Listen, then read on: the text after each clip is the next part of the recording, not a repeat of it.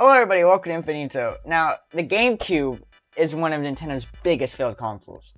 But why is this? Is it because it had to go up against the PS2? Is it because it had a bad library?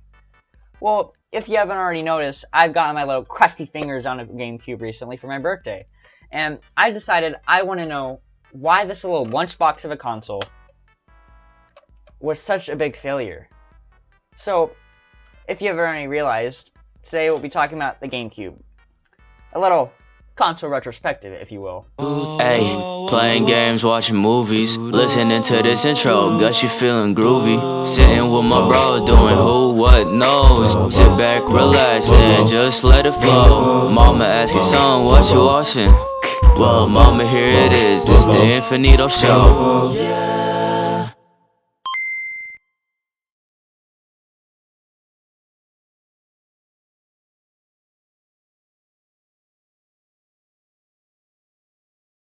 So, this is a new series on the channel where I, Mark, do deep dives into consoles, where I talk about the build-up to the release, and then whether they were a huge success or a huge failure. And today, we'll be talking about my personal favorite console of all time, the Nintendo GameCube. The GameCube, everybody's favorite cube-shaped console. But what changed from announcement to release? Coming off the Nintendo 64's commercial failure, the GameCube was first announced on August 25th of 2000 and released in late 2001, but we aren't there yet right now. We are talking about the build-up to the console release. So what was this GameCube that Nintendo was so excited about? Well, the GameCube was meant to be, and relatively still was, Nintendo's step into the next generation, where instead of using cartridges like the N64, they would finally switch to using discs. Just like their competitors Sony, Sega, and the newcomers Microsoft. This would mean the GameCube would be able to play DVDs, just like the PS2 and Xbox. They were finally heading in the right. What the fuck is that? Yeah, Nintendo ended up using mini discs, which means that it would not be able to play DVDs. Don't worry, I know what I'm talking about. I tried. They explain it's because, and I quote, to avoid piracy. Which, I mean, is fine. But they ended up getting pirated anyways. But anyways, this put off many people. So, was this a part in the GameCube's failure?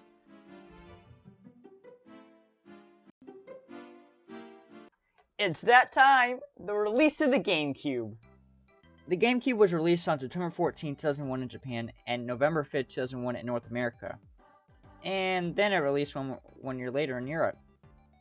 But enough about the release dates. What were the launch titles for this thing? The GameCube had some solid launch titles with it, including a new Wave Race game and a new Mario game. The Mario game wasn't Sunshine, if that's what you're thinking. It was Luigi's Mansion. Yeah, instead of a tried and true Mario game as a launch title, we get a spin-off Mario game instead. Luigi's Mansion is a wonderful game, don't get me wrong, I love it. But imagine expecting to get a Mario game for a launch title, and then you see it's a Luigi game. Kinda disappointing. But we also got a lot of third-party titles at the GameCube's launch, but again, nothing too incredible. The real incredible games won't come till later. Like, for example...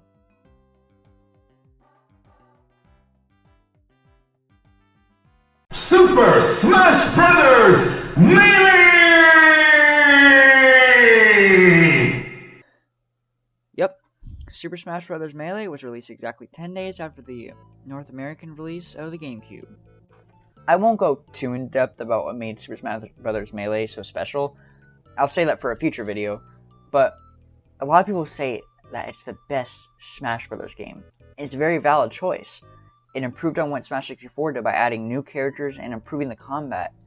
But this isn't a Smash Bros. Video, so what other games did this little console have? Well, the GameCube was actually one of Nintendo's only consoles to have a game from nearly every series. And they're all great games at that.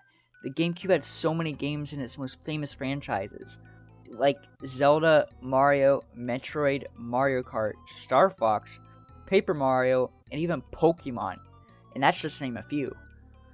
And had brand new IPs like Pikmin, Even series that didn't get a mainline game at least got some sort of spin-off game on the system, like Kirby and Donkey Kong. And all these games were great. And there were a lot of third-party titles too, like Sega ended up becoming a third-party developer, and we had Sonic Adventure 2 Battle on the GameCube and Super Monkey Ball 1 and 2. And of course, in this generation, Nintendo finally at this point really started getting into M-rated games, with examples like Resident Evil 4, Geist, and Eternal Darkness. But the GameCube became Nintendo's third worst selling console of all time. With all of this, how did the GameCube even fail?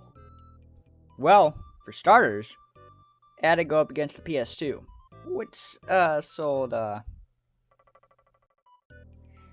Yeah, the PlayStation 2 became, and still is, the most sold console of all time. But that's not the only reason. Like I said earlier, the mini discs did not do it any good. But that's only a smaller part of it. You see, the GameCube wasn't as powerful as competitors. Like, come on, the PS2 and Xbox could play DVDs. And DVD players were very expensive back then. So think about it. Are you going to get a PS2 that's also a DVD player for cheaper than a DVD player? Or are you going to get a GameCube that can only play games? Yeah, people aren't idiots. Oh, but I am. I mean, even the Dreamcast could play CDs. And to make things worse, online gaming was really starting up around this time. And the GameCube, did not have any online support. And even though I earlier said that the GameCube had great third-party support, that was actually later in its life. So, early in its life, it had no good third-party titles, unfortunately. So, after all this, the GameCube ended up coming in third place, with the PS2 obviously in first, and the Xbox in second. The GameCube was officially discontinued in 2007, with its final game being Madden 08. So, if the GameCube was a failure, does that mean the console sucks? Hell no! The GameCube was underpowered, yes. It didn't have any online either, and couldn't do as much as the competitors. But I still love this console, and in my opinion, I think it's probably Nintendo's best console. It had most of Nintendo's IPs on this thing, and even though something fails, it doesn't mean it's bad. Except for the Virtual Boy.